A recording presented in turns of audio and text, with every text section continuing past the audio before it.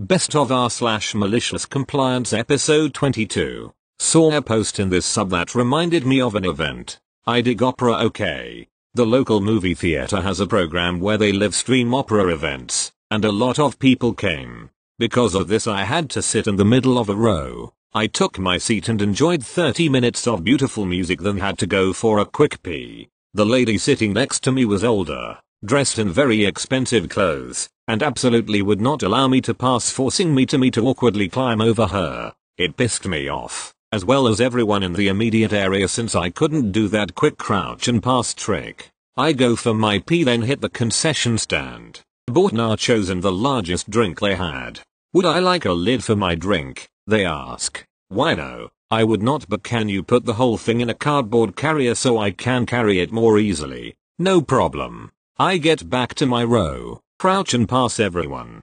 Get to Miss Lady and ask her to pull her legs aside so I can get back. She gives me stink eye and doesn't move. Okie doke. I fobble one leg over and then accidentally lose my grip on my goodies, which plop on her head and slide down the front of her Chanel dress. Thick cheesy nacho sauce is covering her expensive haircut. Her clothes are soaking wet, and everyone is howling with laughter at her expense. I climb into my chair and settle in for some more music. She very self-righteously stands up and turns away from me to go down the row, but there is a family next to her and they are fussing with one of the kids, which blocks her path. She turns my way and demands I'll let her by. No dice, I say. You can climb over just like I did.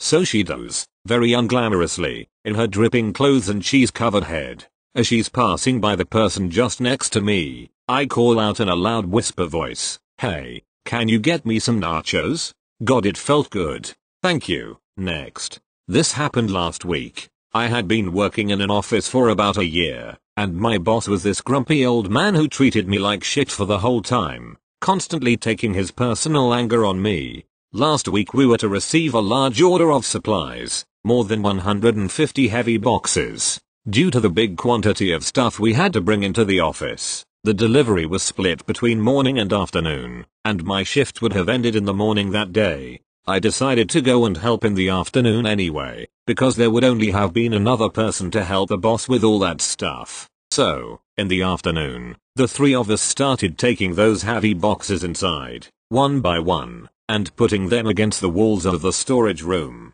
We piled them up in several rows around the walls of the room. At a certain point there wasn't much space left, and I, knowing how punctilious my boss could be, and how he would have yelled at me if I made the wrong choice, decided to ask where I should have put the box I was holding. When he heard my question, an expression of anger and disgust instantly appeared on his face. On the ground, where we'd been placing them all this time. I calmly replied, okay, but there isn't much space left. I wanted to know where exact. Put it on the fucking ground. He yelled.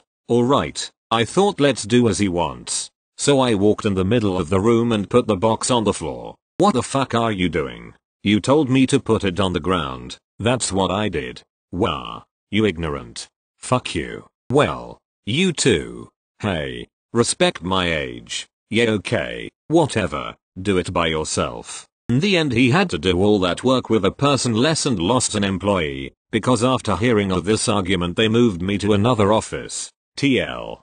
Doctor, I asked my boss where I should put a box and he rudely insisted that I put it on the ground, so I placed it in the middle of the storage room, and not on a specific point of the piles we were making. Thank you. Next. This has some petty revenge to it, yet this seemed to be the best place for this story. A bit of backstory. When I was 17 I got my first job at Six Flags, won't say which one for security purposes. I got a position in the retail department and I was stationed in the sports memorabilia shop. Basically it sold sports jerseys, basketballs, footballs, toys, etc. Now the way things were set up is that the sports shop is small, meaning there was only one employee stationed within the small shop, which is usually me and the other guy who does it, depending on which shift we were doing.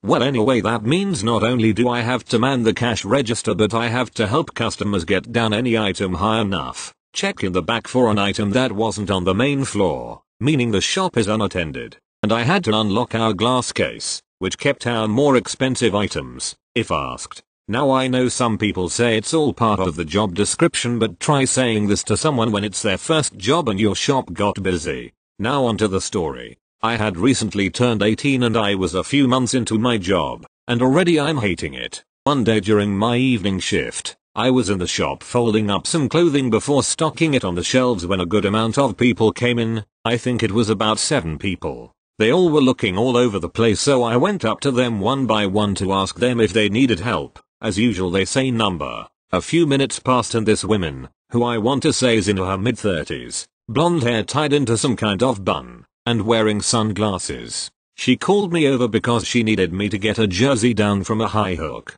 I grabbed the tool used to reach it and brought it down. She started to look it over and said she was interested in buying it. By now a couple of the people were waiting by register waiting to be checked out. I then asked the woman that I was going to take the jersey to the register for her, and she agreed. Now I didn't want her to hold onto the jersey because we were right next to the exit doors, which were always open, so I didn't want to risk her trying to steal. This happened quite a lot. We didn't have those security devices that beeped when something is being stolen, so I had to keep an eye out. Anyway, when I get to the register I started checking out the items. Coincidentally, one of my supervisors came in to check how things were, basically doing his rounds. The women I helped earlier talked to him and they came over to me. My supervisor, who we'll call Jose, told me that the women complained that I ripped the jersey out of her hands and walked away from her. I was shocked, especially after she verbally agreed to me taking the jersey to the register.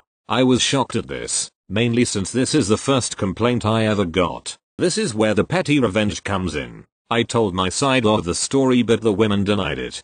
Jose then had to side with the customer as there was no witnesses at all. And like every employee, you couldn't argue back at the customer and had to suck it up and take the abuse that is thrown at you. She kept on saying this like, you shouldn't have done that. It was wrong of you, and the mother of all, that was F@ and $ it up. All I could do is stand there and reply, sorry mom. Yes mom, I understand mom. Right after that last comment she glared at me, from what I could understand from behind those sunglasses, and told me in a cold, irritated voice, don't call me mom. I don't know what happened or why it happened, but then I replied, okay sir. The women and Jose's face dropped completely, but I was more focused on the women. Her expression was one of disbelief and shock. It looked almost as if someone had insulted her child, if she had any. She then unleashed her explosive tirade, basically telling Jose I needed to be fired or something for basically insulting her. I can't remember what Jose said, but eventually he got her to calm down and leave. She got the jersey discounted, as I think this was her plan along. Once I was on break and we were away from the public eye, Jose went off on me, basically asking me what the H at. I was thinking insulting her. I just say I was doing as she was asked. Can't remember what happened after that, but I remember being written up for it, and that gave me points towards being fired. If you're an employee of Six Flags, or were, then you know what I mean. I ended up quitting the job a few months later. Best decision of my life. That may have been the very first complaint and write-up I ever got, but it felt so good calling her that. Thank you. Next. I was lining up to check in for my flight to Brisbane. In front of me was an arrogant man who started yelling and swearing at the check-in lady because he had left it too late to check baggage in. She was very polite and appeared very accommodating after advising him that he was too late, which he wouldn't accept. The man eventually checked his bags in and left for the gate. I complimented the lady on how she handled the situation. She said thank you for the compliment. He is going to Sydney but his baggage is now going to Perth. Thank you. Next. My dad decided to change their mind about me doing my dishes in the morning. He even stayed up so he could tell me to go back downstairs and do them once I got into my bed. He's kind of a dick like that. Fair enough. Mom is sleeping and would be pissed if she gets woken up. So just now, I made sure to make the most amount of noise possible. Every single fork I managed to drop on the plates. Every pot and pan might have just hit the edge of the sink a few too many times. I wasn't careful putting the pots in the lower cabinet, so I may have accidentally spilled them back on the floor. But the dishes were done. Right when my dad wanted them. But probably not the same for my mom. He's gonna have a great day with her tomorrow when they start their road trip 6 hours away. Thumbs up with medium light skin tone. Thank you. Next. Not sure which subreddit it fits in the best, so advice would be appreciated.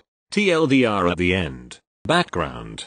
In certain countries, there is mandatory military service requirement, and I happen to be a citizen of one such country. However, in my country you don't necessarily end up in active duty, as there are multiple ways, other than being physically unable to do so. There are certain criteria for that, to end up in what's called substitute military service.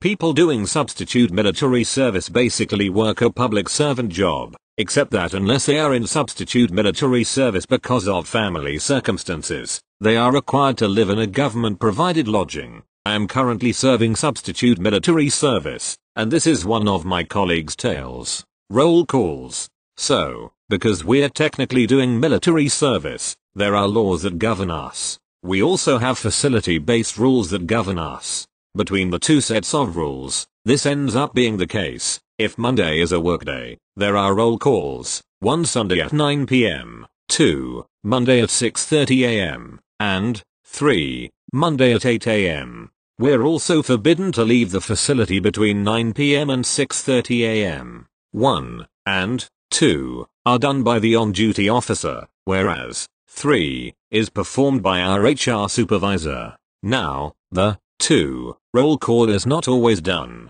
Some officers don't care, I think, whereas our HR supervisor, who can and is sometimes the on-duty officer, probably doesn't want to do that many himself in a short span again, I think. We have previously requested to the management that if it's possible to eliminate the 2 roll call altogether, and we were told that the 2 and 3 roll call serve different purposes. The 3 roll call is more like us clocking in, whereas the 2 roll call is to ensure that we didn't do anything stupid during the night, so they will not eliminate the 2 roll call. Time off policy. Because of what my facility does, we are always required to have someone on site among the people doing substitute military service. Even during off-work times, we do 8A5P days MF, so if we were to work a specific weekend, we would then get 2 days accrued as vacation days which we then ask to take off. The same thing is true if we get called to work nights or overtime, though those are usually given in 30 minutes increments.